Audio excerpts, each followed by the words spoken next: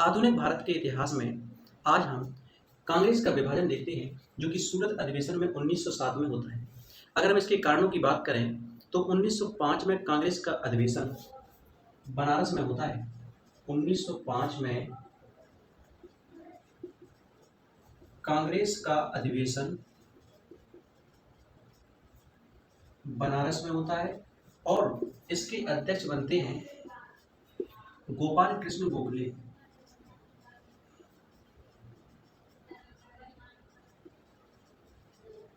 गोपाल कृष्ण गोखले इसके अध्यक्ष बनाए जाते हैं, जिसमें ये बंग भंग की निंदा करते हैं।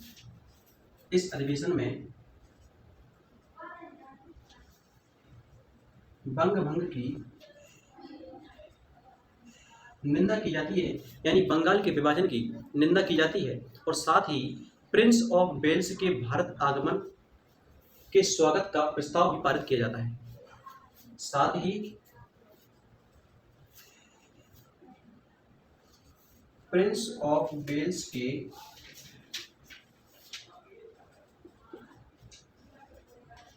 भारत आगमन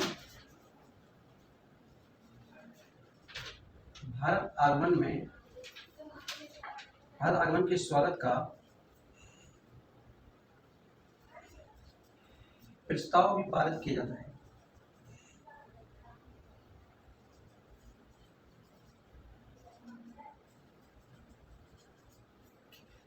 बंग भंग की निंदा की जाती है और प्रिंस ऑफ वेल्स के भारत आगमन के स्वागत का प्रस्ताव पारित किया जाता है, लेकिन गर्मपंथी विचारधारा के नेता इस बात से असहमत होते हैं।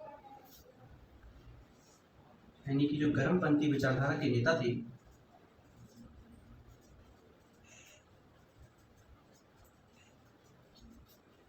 इससे असहमत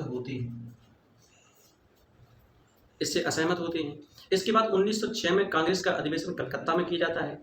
साथ ही मुस्लिम लीग की स्थापना 1906 में ढाका में की जाती है।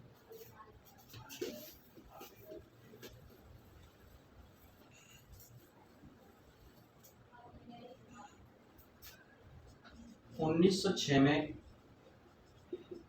कांग्रेस का अधिवेशन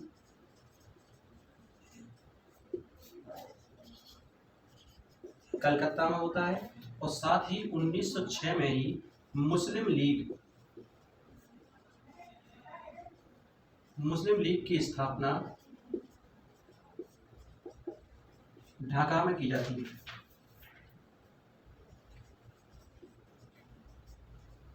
और 1906 के कलकत्ता अधिवेशन जो कि कांग्रेस के अधिवेशन की अध्यक्षता दादा भाई नौरोजी करते हैं, जिसमें ये स्वदेशी, स्वशासन, बहिष्कार, राष्ट्रीय शिक्षा इन सभी का प्रस्ताव पारित करते हैं और कहा जाता है कि अगला अधिवेशन नागपुर को चुना जाता है। इस अधिवेशन की अध्यक्षता कौन करते हैं? दादा भाई नौरोजी।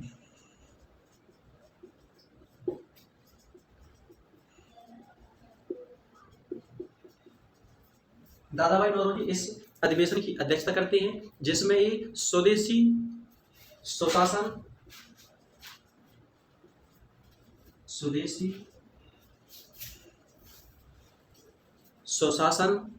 बहिष्कार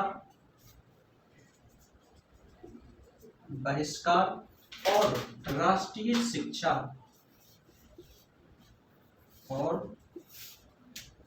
शिक्षा का प्रस्ताव पारित करते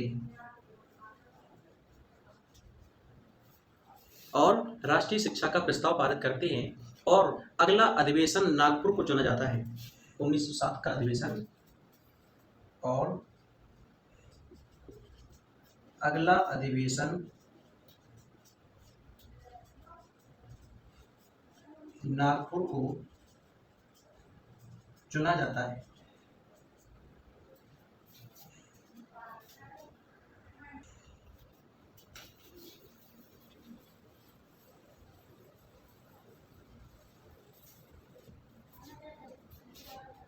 और अगला अधिवेशन नागपुर को चुना जाता है, लेकिन 1907 में नागपुर की जगह सूरत को स्थान घोषित कर दिया जाता है और ये फिरोज शाह मेहता ने किया था। 1907 को कांग्रेस का अधिवेशन नागपुर को बदलकर सूरत किया जाता है। सूरत में अधिवेशन घोषित किया जाता है।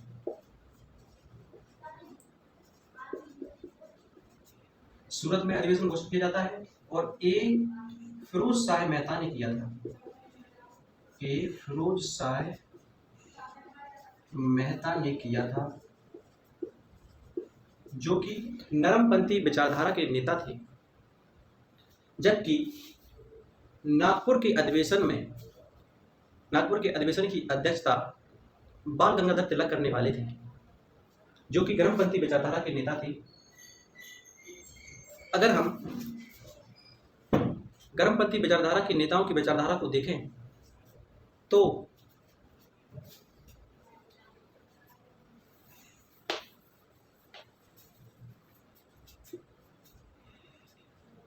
नरमपंथी विचारधारा और गर्मपंथी विचारधारा।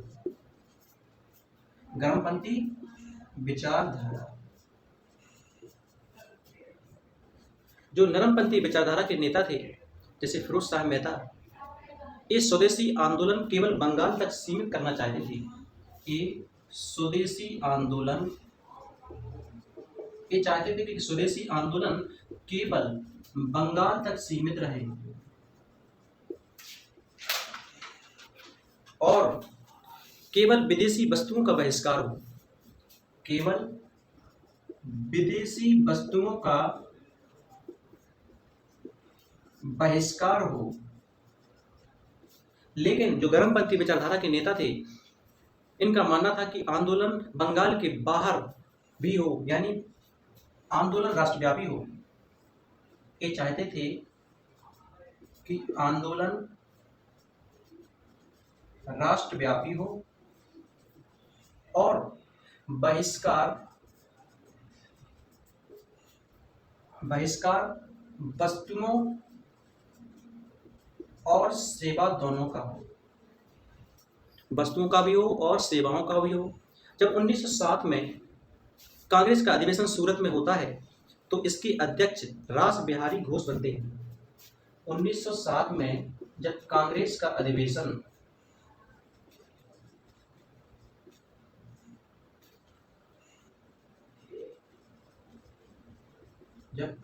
अधिवेशन सूरत में होता है तो इसके अध्यक्ष रास बिहारी घोष बनते हैं। इसके बाद नरमपंथी विचारधारा के जो नेता थे वो गर्मपंथी विचारधारा के नेता थे। इन दोनों के मध्य में मतभेद गहराता जाता है और मारपीट की नौबत आ जाती है।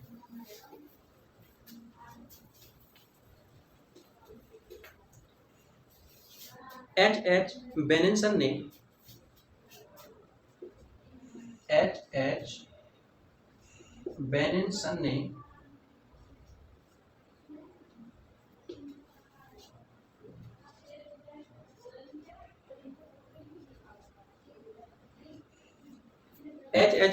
ने अपनी रिपोर्ट में लिखा कि सुरेंद्र नाथ बनर्जी और फिरोज शाह मेहता को किसी ने जूता फेंक के मारा। जो विदेशी पत्रकार थे एच बेनिसन, इन्होंने अपनी रिपोर्ट में लिखा कि सुरेंद्र नाथ बनर्जी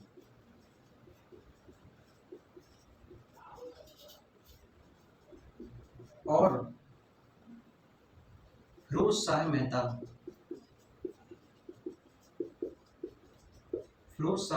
को किसी ने जूता फेंक कर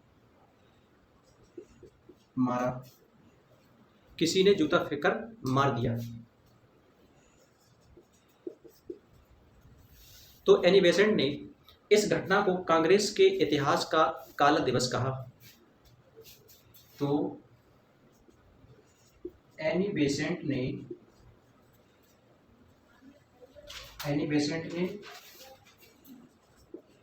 इस घटना को कांग्रेस के इतिहास का काला दिवस का एनिवर्सरी डे इस घटना को कांग्रेस के इतिहास का काला दिवस का परिणाम यही निकला कि कांग्रेस दो भागों में बट गई।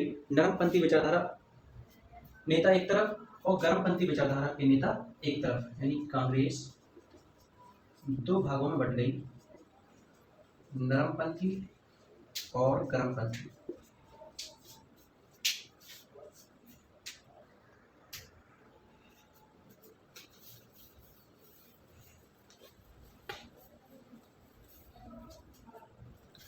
इसके बाद अगर हम भारत में देखें तो प्रमुख रूप से दो पार्टियां थी 1907 के समय में। एक थी कांग्रेस और दूसरी ऑल इंडिया मुस्लिम लीग, जिसकी स्थापना 1906 में ढाका में की गई, 30 दिसंबर 1906 में। कांग्रेस के सूरत अधिवेशन 1907 में ये दो भागों में बढ़ जाती है, नरम दल और गरम दल। नरम दल में और गरम दल में। किसमें? सूरत अधिवेशन में। सूरत अधिवेशन में 1907 में दो भागों में बढ़ जाती है। सरकार बांटो और राज करो का खुलेआम खेल खेल रही थी, तो सरकार ने समझौता, दमन और उन्मूलन की नीति अपनाई। सरकार ने समझौता, दमन और उन्मूलन की नीति अपनाई। समझौता, दमन और उन्मूलन की नीति अपनाई और इस नीति में इन्होंने जो नरमपंथी विचारधारा के नेता थे और मुस्लिम लीग के साथ समझौता किया। इन्होंने नरमपंथी विचारधारा के नेता और मुस्लिम लीग के साथ समझौता किया, जिसमें इनके लिए मार्ले मिंटो सुधार अधिनियम 1909 का जो मार्ले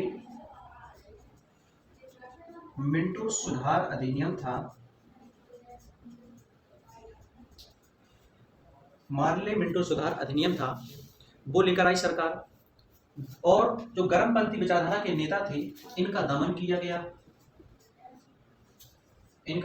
गया और सभी का उन्मूलन करने का प्रयास किया।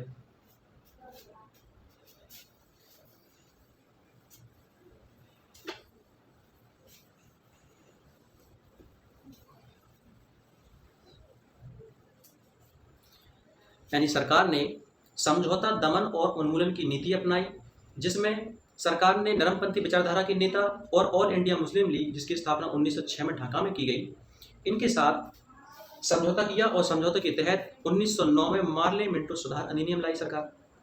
जो गर्मपंथी विचारधारा के नेता थे, इनका दमन किया गया और सभी का उन्मूलन करने का प्रयास किया। इसके बाद हम देखते हैं कि जो भारत परिषद अधिनियम 1861 और 1892, भारत परिषद अधिनियम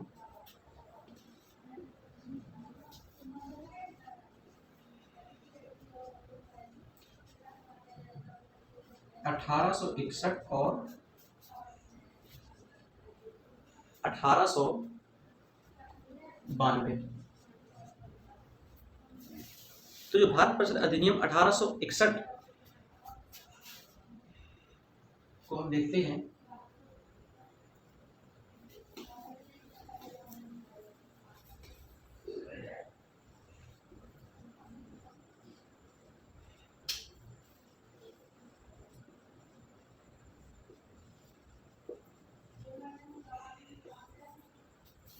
भारत परिषद अधिनियम 1861 में, इसमें हम देखें तो 1773 के रेगुलेटिंग एक्ट से 1833 के चार्टर एक्ट तक,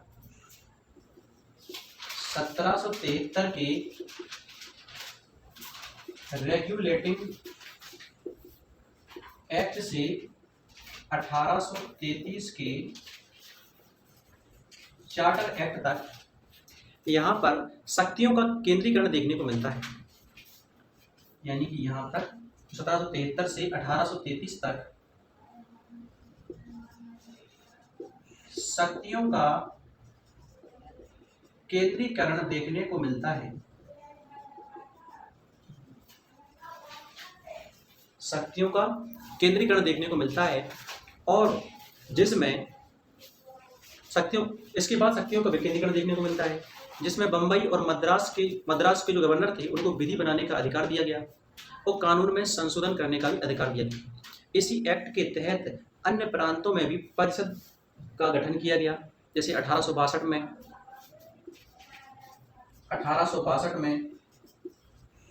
बंगाल में विधान परिषद का गठन किया गया। बंगाल में विधान परिषद का गठन किया गया और 1866 में उत्तर पश्चिम सीमा प्रांत में भी 1866 में उत्तर पश्चिम सीमा प्रांत में, 1897 में पंजाब में, 1897 में पंजाब में। इसके बाद वायसराय की शक्तियों में भी वृद्धि की गई।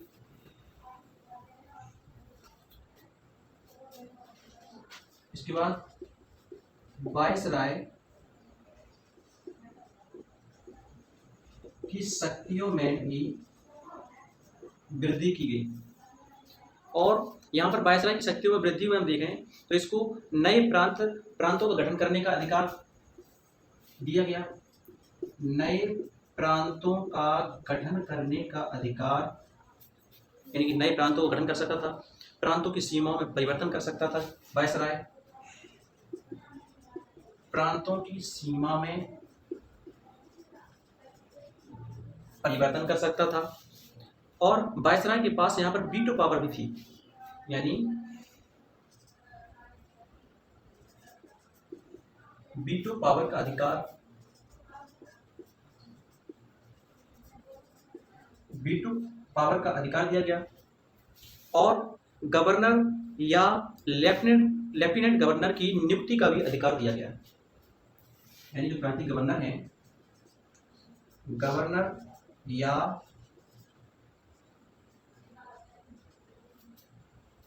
लेफ्टिनेंट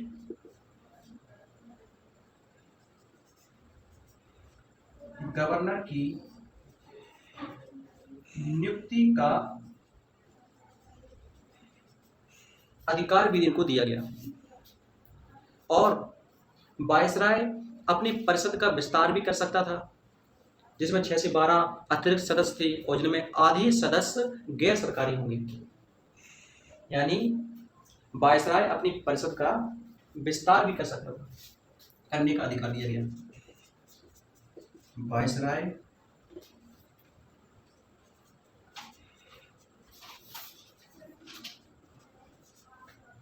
अपनी परिषद का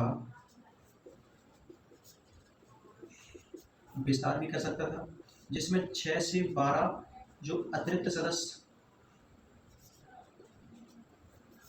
होंगे और जिनमें आधे सदस्य गैर सरकारी होंगे,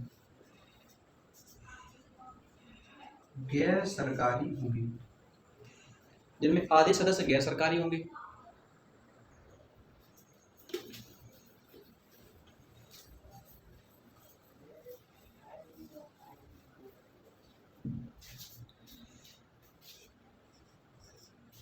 इसके बाद सहयोग की नीति भी अपनाई गई।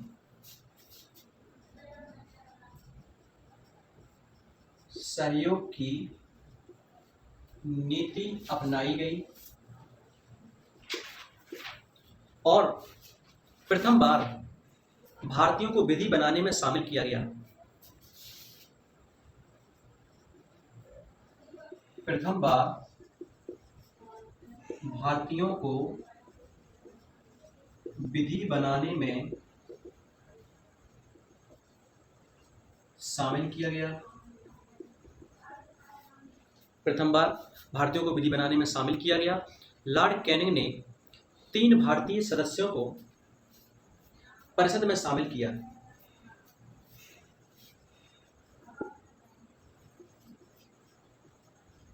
लॉर्ड कैनिंग ने 3 भारतीय सदस्यों को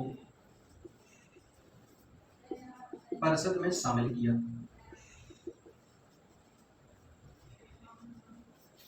तीन भारतीय सदस्यों को परिषद में शामिल किया। कौन कौन थे 3 लोग? जिनमें पहले थे बनारस के राजा, पहले थे इसमें बनारस के राजा, और दूसरे थे पटियाला के राजा, दूसरे थे पटियाला के राजा, और तीसरे थे सर दिनकर राव, सर दिनकर राव। तो लॉर्ड कैनिंग ने 3 भारतीय सदस्यों को परिषद में शामिल किया, जिनमें बनारस के राजा, पटियाला के राजा और सर दिनकर राव, इन 3 सदस्यों को शामिल किया गया। और केंद्रीय कार्यकारिणी परिषद में सदस्य संख्या 4 से 5 कर दी गई और कहा गया कि एक नया सदस्य विधि वेत्ता अनिवार्य होगा। और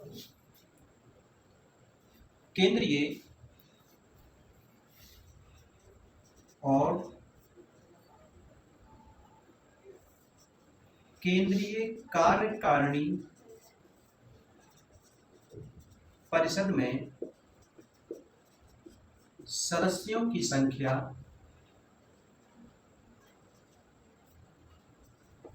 4 से बढ़ाकर 5 कर दी गई और कहा गया कि एक सदस्य, यानी जो नया सदस्य विधि वेत्ता होगा, यानी विधि का जानकार। नया सदस्य विधि वेत्ता अनिवार्य होगा। इसके साथ ही विभागीय प्रणाली लॉर्ड कैनिंग ने 1859 में शुरू की। मंत्रिमंडल व्यवस्था की नींव पड़ी और अध्यादेश जारी करने का अधिकार वायसराय को दिया गया, जो 6 माह के लिए था।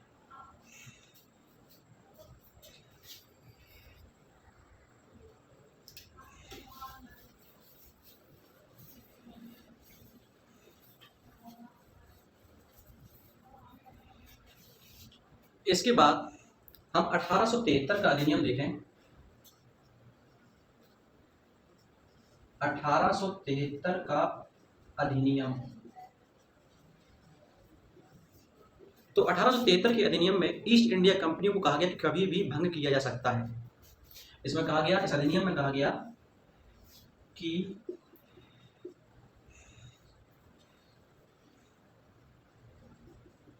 ईस्ट इंडिया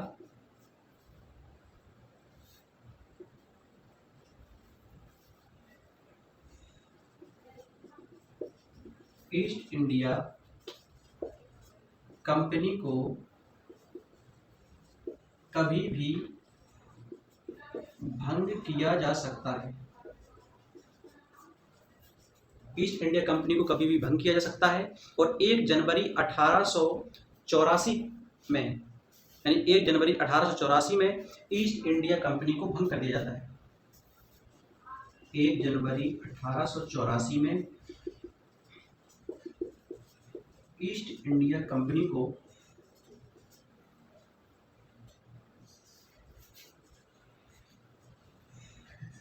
भंग कर दिया गया।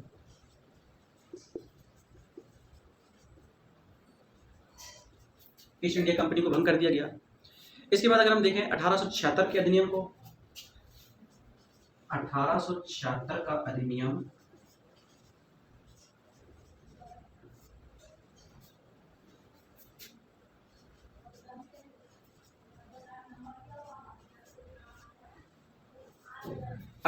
के अधिनियम में, इसमें जो महारानी विक्टोरिया थी, इनको भारत की सामग्री घोषित किया गया। और 1 जनवरी 1877 को इसमें क्या किया गया? महारानी विक्टोरिया को भारत की साम्राज्ञी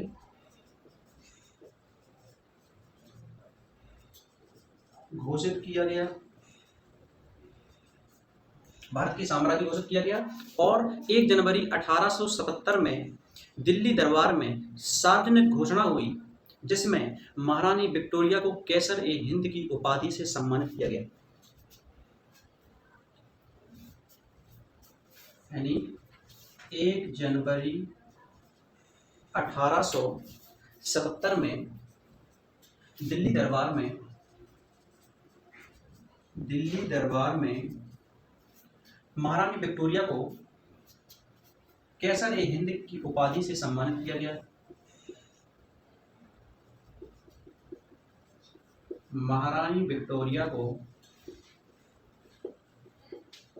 कैसर ए हिंद की उपाधि से सम्मानित किया गया। महारानी विक्टोरिया को क्या किया गया? कैसर ए हिंद की उपाधि से सम्मानित किया गया। और वायसराय की कार्यकारिणी परिषद में एक सदस्य और बढ़ाया गया, और जो नया सदस्य होगा वो लोक निर्माण का कार्य उसे दिया गया। और इसी अधिनियम में वायसराय की कार्यकारिणी परिषद में एक सदस्य बढ़ाया गया, और कहा गया जो नया सदस्य होगा वो लोक निर्माण से संबंधित होगा। लोक निर्माण से वो संबंधित होगा, वो लोक निर्माण से संबंधित होगा।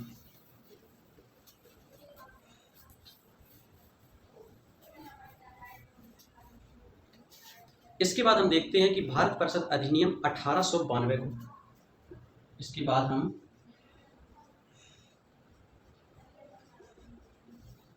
भारत परिषद अधिनियम 1892 को देखते हैं। और इसमें हम देखें तो 1885 में इंडियन नेशनल कांग्रेस की स्थापना की जाती है। 1885 में इंडियन नेशनल कांग्रेस की स्थापना की जाती है, और केंद्रीय और प्रांतीय विधान परिषदों में सदस्यों की संख्या बढ़ाई गई, लेकिन सरकारी सदस्यों का बहुमत बना रहा। इसमें क्या किया गया? केंद्रीय, इस अधिनियम में 1892 की भारत परिषद अधिनियम में केंद्रीय और प्रांतीय विधान परिषदों में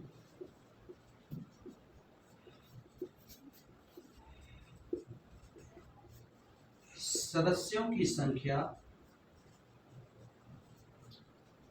बढ़ाई गई, और कहा गया कि सरकारी सदस्यों का बहुमत बना रहेगा। कहा गया कि सरकारी सदस्यों का, लेकिन सरकारी सदस्यों का बहुमत बना रहेगा। और केंद्रीय परिषद में अतिरिक्त सदस्यों की संख्या न्यूनतम 10 से 16 कर दी गई। तो कहा गया कि जो केंद्रीय परिषद है, केंद्रीय परिषद में अतिरिक्त सदस्यों की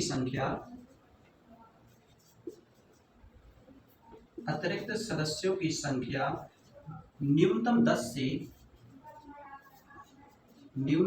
से 16 कर दी गई। न्यूनतम 10 से सदस्यों की संख्या 16 कर दी गई, और सदस्यों के अधिकारों में भी वृद्धि की गई। अगर हम सदस्यों के अधिकारों में वृद्धि को देखें,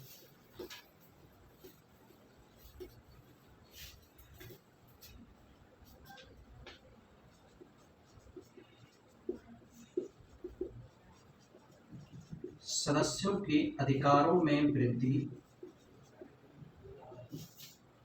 जिसमें बजट पर बहस करने का अधिकार दिया गया। बजट पर बहस करने का अधिकार दिया गया, साथ ही प्रश्न पूछने का भी अधिकार दिया गया। प्रश्न पूछने का अधिकार दिया गया, यानी कि बजट पर बहस करने का अधिकार दिया गया, प्रश्न पूछने का अधिकार दिया गया, लेकिन मत देने का अधिकार नहीं दिया गया। लेकिन मत देने का अधिकार नहीं दिया गया और पूरक प्रश्न पूछने का भी अधिकार नहीं दिया गया और पूरक प्रश्न पूछने का अधिकार भी नहीं दिया गया। ये तो अधिकारों के सदस्यों के अधिकारों में वृद्धि। इसके बाद अगर हम देखें कि इसी अधिनियम में परोक्ष निर्वाचन जब सदस्यों का प्रारंभ हुआ तो इसमें वायसराय, केंद्रीय विधान परिषद में जो बंगाल चैम्बर ऑफ कॉमर्स थे जिनमें सरकारी सदस्यों का नामांकन वायसराय द्वारा किया जाता था, वहीं प्रांतों में जिला बोर्ड, विश्वविद्यालय, चैम्बर ऑफ कॉमर्स, जमींदार, व्यापार संघ, नगर पालिका, इनकी सिफारिशों पर सदस्यों की नियुक्ति की जाती थी। तो आई होप यू मिलते हैं नेक्स्ट वीडियो में। यदि वीडियो अच्छी लगी तो चैनल को लाइक करें।